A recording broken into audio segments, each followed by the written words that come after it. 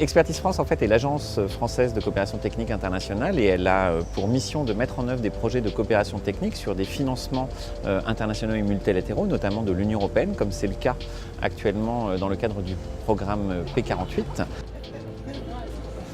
Le projet 48 est un projet financé par l'Union européenne qui vise à l'amélioration de la gestion régionale des crises épidémiques sur la façade ouest africaine. Cet exercice est international et interministériel et vise à la simulation d'une gestion d'une crise épidémique majeure. Sa particularité est d'être animé simultanément au Gabon, au Bénin et au Cameroun. Un site internet d'animation a été spécialement conçu afin de permettre aux 3 pays de pouvoir accéder en temps réel à la pression médiatique, aux réseaux sociaux et à de la cartographie. Dans le projet 48, je pense que c'est une bonne initiative. Cet exercice de simulation, nous l'avons programmé avec les responsables du projet 48 pour qu'il s'arrime parfaitement au forum international. C'est une belle réussite et on la doit à ce que le ministre est pleinement engagé dans ce processus. À tout moment, comme maintenant, nous pouvons avoir une urgence de santé publique et l'exercice d'hier peut devenir aujourd'hui une réalité.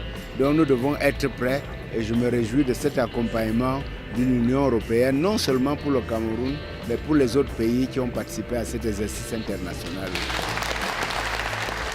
Et je pense que la simulation a été très appréciée et ça a aussi renforcé la capacité de communication en cas de crise. J'ai beaucoup apprécié l'engagement de toutes les administrations intersectorielles qui n'est pas toujours très facile. Donc je pense que ça s'est très bien passé et nous sommes très contents de la part de l'Union européenne aussi.